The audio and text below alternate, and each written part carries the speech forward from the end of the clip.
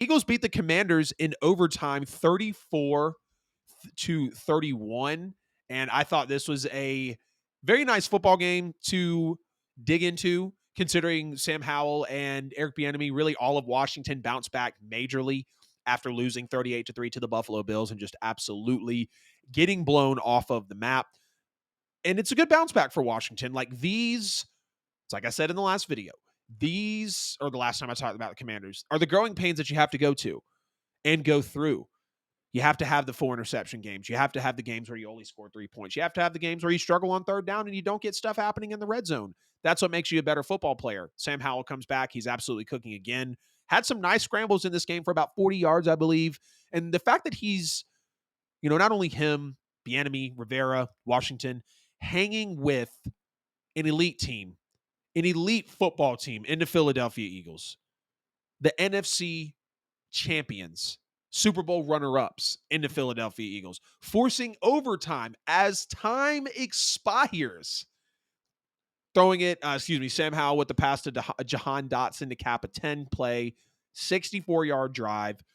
31 points against that defense of the Philadelphia Eagles is very impressive. Now, unfortunately, on the defensive back end for the Washington Commanders, they do give up 34 points to the Philadelphia Eagles, and that is not something you want to see because that defense is supposed to be elite, like the broadcasters were saying, and Washington fans were kind of getting mad about.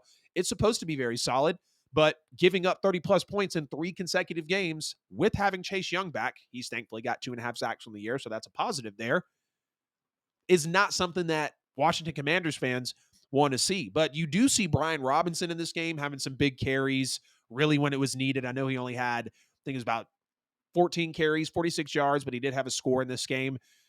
And one big thing that people are talking about is Ron Rivera's decision to, send it to overtime and not go for the 2-point conversion.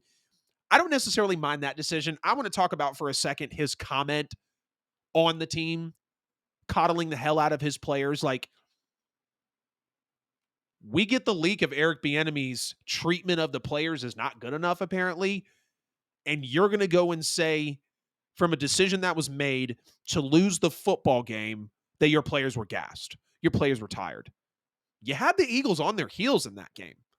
You had the Eagles literally back up against their own end zone as time expires a dot to Jahan Dotson. 10 plays, 64 yards. That Eagles defense was starting to reel back. It bent, it broke in some points, but it didn't break to the point of them obviously losing the football game. You're in a dogfight, a straight up dogfight with a top 5 team in the NFL, and you're going to say your players were gassed. I guarantee you Philadelphia was tired as well. Now, in terms of the play, actually just kicking it for the extra point to send it to overtime, I feel like I'm always a fan of that because I'd rather go to overtime and lose because I put up a smarter decision in the 4th than decide to go for 2 and literally not because and go for 2 and miss it, then go for 2 and miss it, and know that simply calling out my special teams and kicking a 25-yarder for the extra point, which is automatic now for kickers. It's been adjusted. We've been in the years of its move back from the 2-yard line to get me to the extra chance. Now, there are people out there, I get it. They're saying, oh, well, if you were gassed, why not just go ahead and go for the 2, win the football game? Don't take your gassed players, as you said, into overtime to just lose and sputter out on offense, which they did. 3 and out. Philadelphia takes over. Jake Elliott comes in, pushes it right down the middle, and ultimately it's a 1 football game for them in overtime. The Commanders defense giving up 30-plus points over the last 3 games is something that, they're not used to. I'm not used to, knowing how this Washington Commanders defense has came around, knowing all the defensive players on the line, knowing that front 7, understanding that Chase Young is back, thankfully, and like he's a force for that team. Chase Young on that defensive line, you got Jonathan Allen there as well. Like, they make things happen. Daron Payne, obviously. I'm starting to, remember these very elite names that are on this line that have made their money, that have, come to play with the Washington Commanders. But the defense has to get better, because if you want to continue to hang around in football games like that, the defense, like, Defense buckles down in that game, they probably win. Eagles are probably 3-1 today. Commanders are probably 3-1 today. They play against the Cardinals, who seem a little competitive week one. They end up beating them. They beat the Broncos, come back on the Broncos. That's great. Broncos are the worst defense in football right now next to the Bears, so let's just be real. And then you get blown out by the Bills, and the Bills are back, right? It feels like the Bills are absolutely here.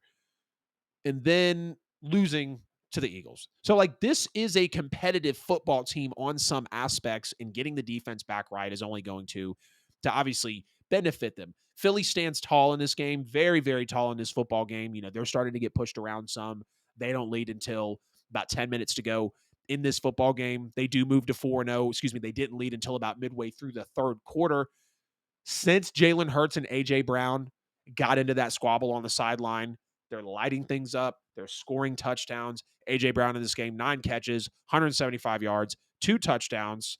The defense had 5 sacks on Sam Howell in the game. Jalen Carter has continued to play out of his mind. We've seen the way he's been all year.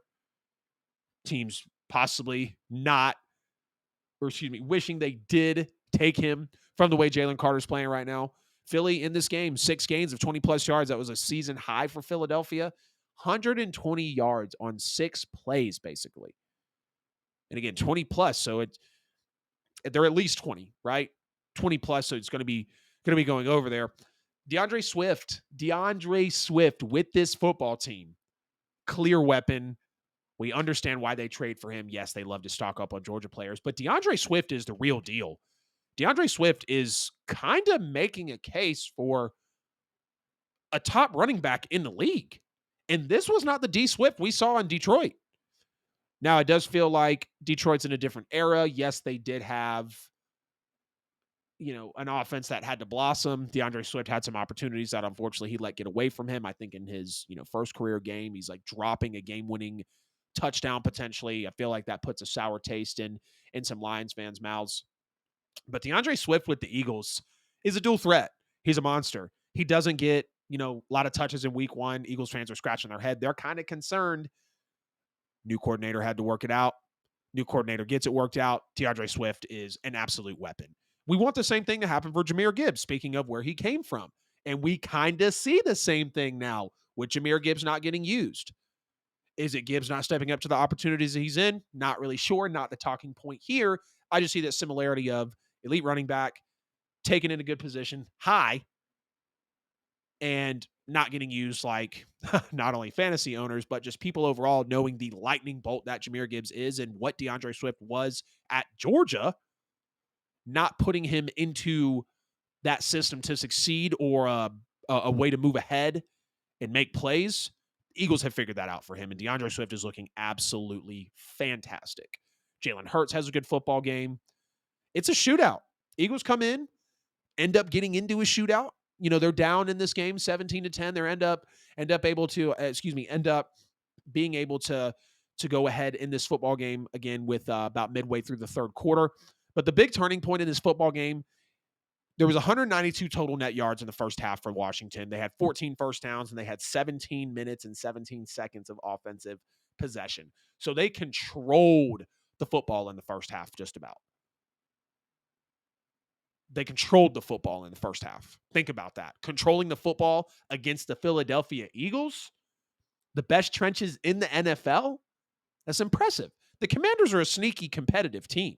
I just hope y'all know that. The Commanders are a team that,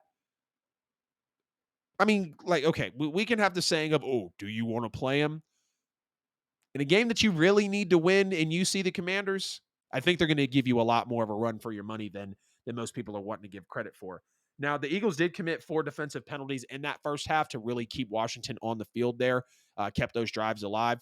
But then coming into the second quarter, the second half, Commanders gained 18 yards, 2 first downs in the entire third quarter. Eagles erased a 7-point halftime lead, and they lead 21-17 after 3 quarters. Ultimately go on to win the football game. Like the good game, though, I'm loving to see what Eric Bieniemy's doing. And I said it when Eric Bieniemy went here, he's thinking bigger picture. He's got this offense balling.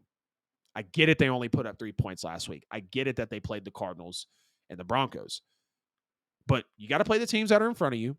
You take your lumps. You go on to the NFC representative of the Super Bowl in the Eagles, a top 5 smash mouth, old school, in the trenches team like the Eagles, and you're competitive. And that's impressive to me to know that the Commanders we're kind of lost at head coach with Ron Rivera, right? It's probably Rivera's last year. Commanders fans, y'all get in the comments. Let me know what you think about that. But this is Eric Bieniemy's job to take. And that's why I said Bieniemy understands this is his job to take. Like, he will perfectly step in and be a head coach, barring that my Saints don't do anything in their freaking power to bring him over, because all we can do is pray. All the New Orleans Saints can do, I feel like, is pray at this point because of how the offense is. But let me get out of that. Bieniemy's work is absolutely remarkable, and Commanders fans should be very, very happy for the things that are happening. Chris said that game gave Washington fans false hope, but they don't have any. Give them a little hope. It's the merciful thing to do. You leave them alone, man. They're trying to come around, dude. They're trying to make things happen. Statistically harder to go for 2. That's true. Now, some people are getting to the point in the league where they're like, I'm going to go for 2 either way. Like, if I have a chance to win the football game, I'm going to do that. Again, I'm more on the side of tie it up, send it to overtime. Live with losing on a second chance rather than die by simply not kicking an extra point. That's my motto on going for it on 2. But yes, Commanders fans, Eagles fans, get in the comments. Let me know how you feel about Eagles and Commanders. Eagles win 34-31 in overtime. Great football game. Love to watch it. Was debating about putting it on the lineup here.